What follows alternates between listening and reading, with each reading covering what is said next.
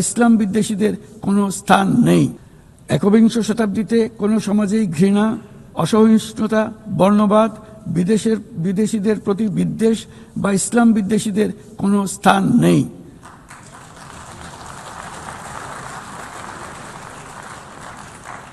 অথচ বর্তমানে বিভ্রান্তিমূলক প্রচারণা, ঘৃণাত্মক বক্তব্য গুরুতর উদ্বেগের বিষয় হয়ে দাঁড়িয়েছে।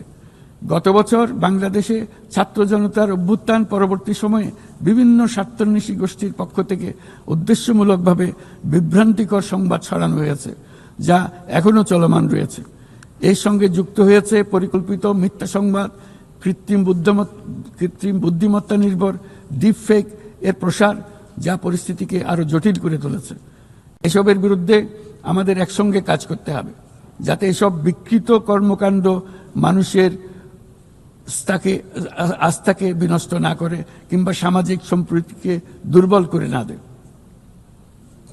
মাননীয় সভাপতি, আমাদের শীর্ষ অগ্রাধিকারগুলোর মধ্যে অন্যতম হল নারীর ক্ষমতায়ন। আমাদের জাতীয় কবি কাজী নজরুল ইসলামের ভাষায়, বিশ্বে যা কিছু মহান সৃষ্টি চিরকল্যাণকর, অর্ধেক তার করিয়েছে নারী, অর্ধেক তার নর।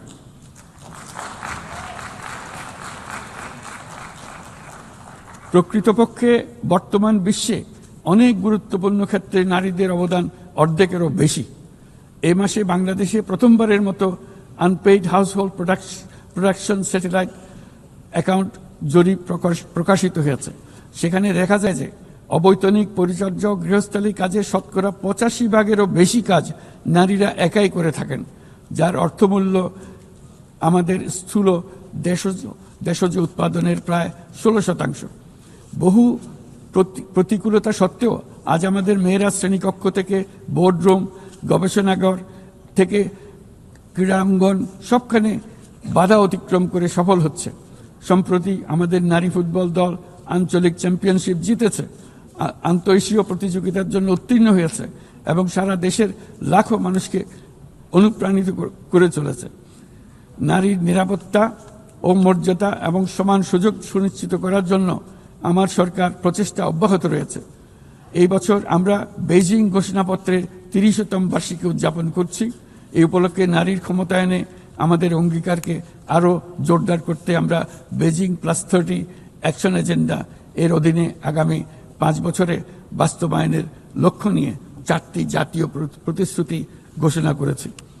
এর মধ্যে রয়েছে যৌন হয়রানি প্রতিরোধ, সুরক্ষা সংক্রান্ত আইন প্রণয়ন করা, নারীর অবৈতনিক পরিচর্যা ও গৃহস্থলী কাজের স্বীকৃতি ও মূল্যায়ন নিশ্চিত করা, রাজনৈতিক ও জনপরিসরে নারীর অংশগ্রহণ বৃদ্ধি করা, নারীর সমতা ও ক্ষমতায়নের প্রতি সংবেদনশীল বাজেট প্রণয়ন পদ্ধতি শক্তিশালী করা।